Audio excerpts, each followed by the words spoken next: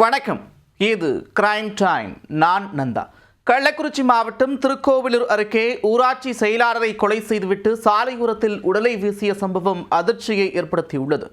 கொலை செய்துவிட்டு கோழிக்கடையில் தூங்கியவர் போலீசில் சிக்கியிருக்கிறார். நடந்தது என்ன? கள்ளக்குறிச்சி மாவட்டம் திருக்கோவிலூரில் ஜிபி தாங்கல் கிராமம் உள்ளது. இந்த கிராமத்தில் சாலை ஓர விவசாய நிலத்தில் முகம் கைகளில் வெட்டப்பட்ட நிலையில் ஒருவர் உயிருக்கு ஆபத்தான நிலையில் கிடந்தார். இதை பார்த்த அந்த பொதுமக்கள் மணலூர்பேட்டை போலீசாருக்கு தகவல் கொடுத்துள்ளனர். போலீசார் 108 ஆம்புலன்ஸ் மூலமாக அந்த நபரை மீட்டு திருக்கோவிலூர் அரசு மருத்துவமனைக்கு சிகிச்சைக்காக அனுப்பி வைத்துள்ளனர். ஆனால் மருத்துவமனைக்கு செல்லும் வழியிலேயே அந்த நபர் உயிரிழந்து விட்டார்.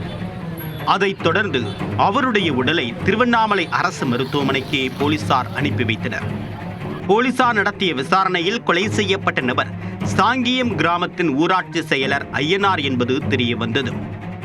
ஊராட்சி செயலர் ஐயனார் கொலை செய்யப்பட்டதை கண்டித்தும் குற்றவாளியை விரைந்து கைது செய்ய வேண்டும் என்று கூறியும் அவருடைய உறவினர்கள் மணலூர்பேட்டை திருக்கோவிலூர் சாலையில் 3 மணி நேரம் தொடர்ந்து சாலை மறியல் போராட்டத்தில் ஈடுபட்டனர். போலீசார் விரைந்து நடவடிக்கை எடுப்பதாக உறுதியளிக்க அதற்கு பிறகே கலைந்து சென்றனர். ஐயனாரை கடைசியாக அவருடைய நண்பரான ஜிபி தாங்கல் கிராமத்தை சேர்ந்த ஐயப்பன் என்பவர் அழைத்து சென்றது தெரிய வந்தது. ஜிபி தாங்கல் பகுதியில் ஐயப்பன் கோழிப்பண்ணை நடத்தி வரக்கூடிய நிலையில் அந்த கோழிப்பண்ணை அருகிலேயே ஐயனார் கொலை செய்யப்பட்டு கிடந்தார். உடனே போலீசார் கோழிப்பண்ணைக்கு செல்ல அங்கே ஒரு கட்டிலில் ஐயப்பன் மது போதையில் தூங்கிக் கொண்டிருந்திருக்கிறார்.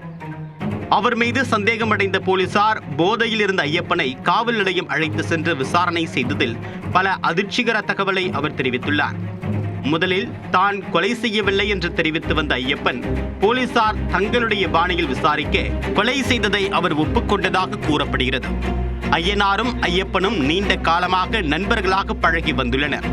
சம்பவத்தன்று இரவில் இருவரும் ஒன்றாக சேர்ந்து மது அருந்திய போது இருவருக்கும் இடையே வாக்குவாதம் ஏற்பட்டு கைகலப்பாக மாறியுள்ளது.